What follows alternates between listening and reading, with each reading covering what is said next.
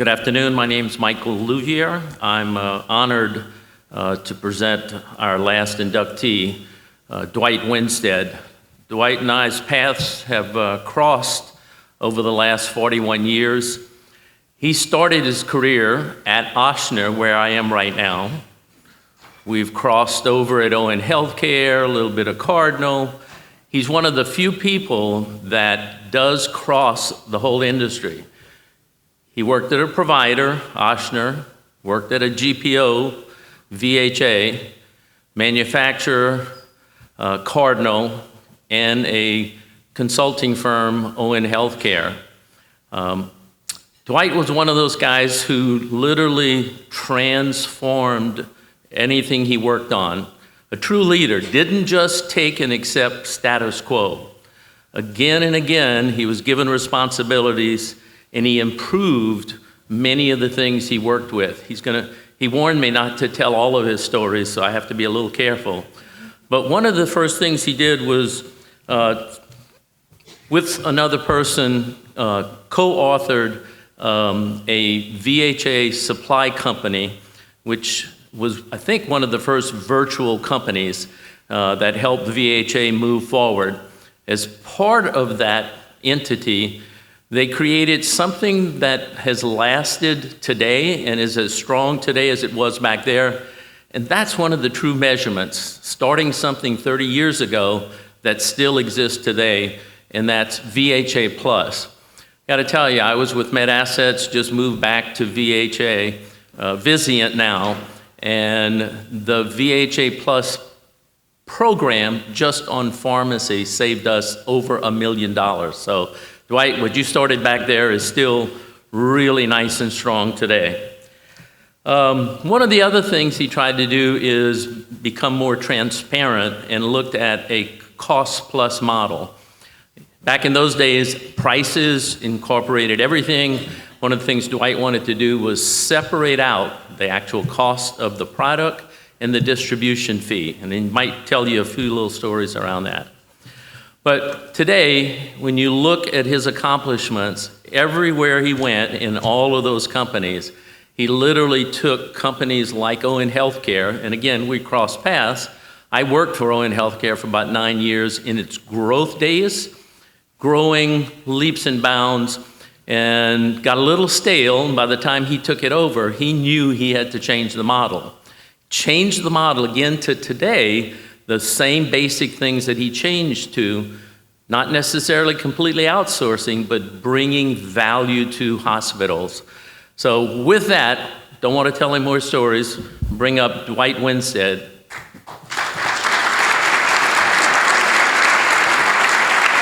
As he comes up, one of the things I heard is he's got a few exotic cars. I don't know if he'll tell us about them, but going through the New Jersey Turnpike, and I'm assuming it was one of his exotic cars. Now think, you're going through the turnpike, and he says, "One, please." Congratulations. Oh, thank you, Michael. It's a pleasure. I know I'm the only thing standing between this group and a bathroom break, so I will try to be brief. But what Michael didn't tell you is the speech impediment that I have kept me from getting a better job for a number of years. But what a delight to be here this evening, to see Lee Borgadine, Dan Drine, people I worked with, Dee Donatelli, and actually to thank the board for the recognition, but also to thank my family and good friends that are here this evening, and especially Frances, my wife. She helped put together a lot of the background that was required for the submission to the board. It's interesting, 40 years in the business, I never had a resume because I never got fired. And every time people would call me and ask me about a position, they never required a resume. So I spent 40 years and never had to put one together. I probably should congratulate all the recipients tonight, as well as the former ones. And one dear friend of mine that was a recipient a number of years ago was Mark McKenna. I hired Mark in 1987 at VHA, and he was a dear friend, and we lost him a few years back. Also to the recipients tonight, the class of 17, Jim Francis, Jamie, I've known most of you for years, Craig Smith, Craig and I have gone back, but certainly there's one special recognition that I should make, and it would be to the materials managers, the nurses, and the pharmacists of all the VHA hospitals, because they were truly the heroes in the 80s that made it all happen. We just happened to be in a place that the industry was changing and made a few things. I had four employers I wanted to mention. First, Ochsner Hospital, where I actually got into the materials management business. Secondly, VHA, and a name you don't hear, but a gentleman that I worked with that is still around the Dallas area, a gentleman by the name of John Doyle.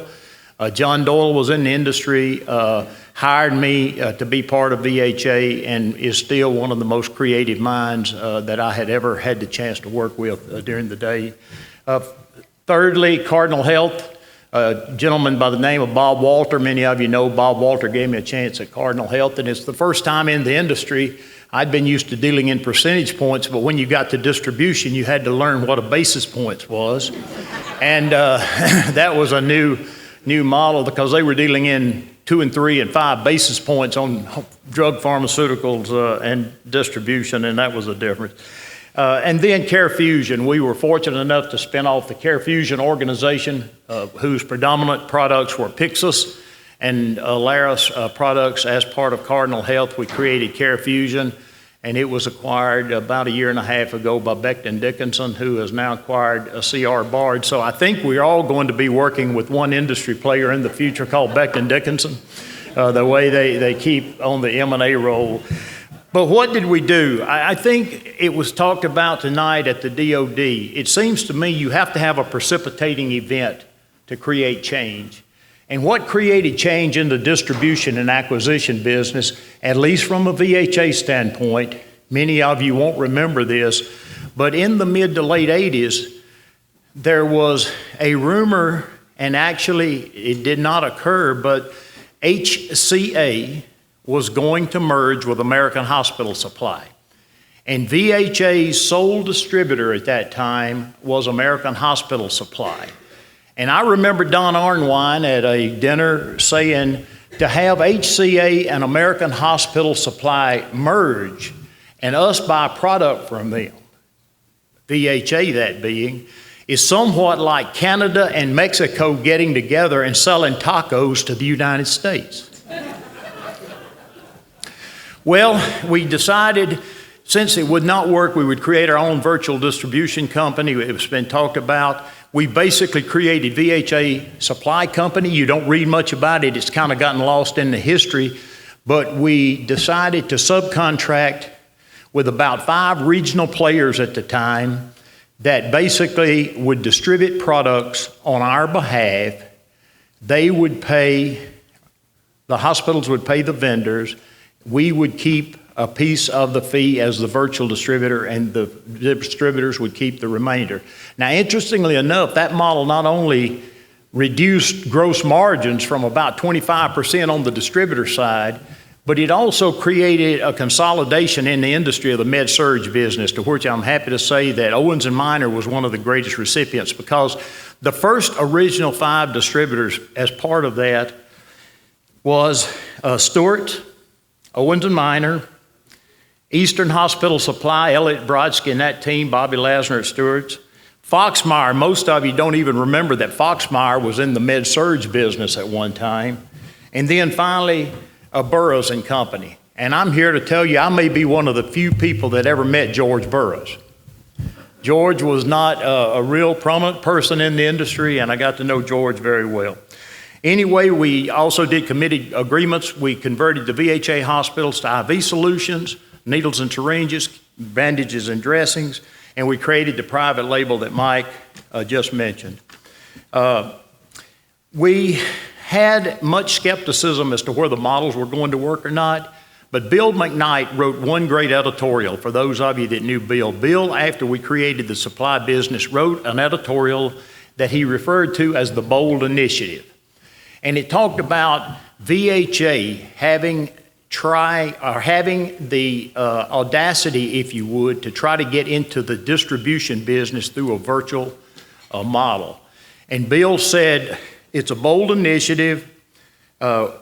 If you basically, will it work? No one knows. Time will tell. It usually does. But I will tell you, if you look at Vizient now, if you look at the Plus products, and if you look at what all of you are doing in healthcare and the supply chain, it's so much better than it was when I came up through the business. But I'll leave you with one thought, and the thank you goes out to all of those that I did not mention tonight. And it reminds me of the story of the old farmer. And the old farmer was walking down the road, and he saw a turtle sitting on a post. And he said to himself, if you see a turtle sitting on a post, it's a good bet that he had a lot of help getting here. I had a lot of help along the way. It was a great ride. Thank you and have a good evening.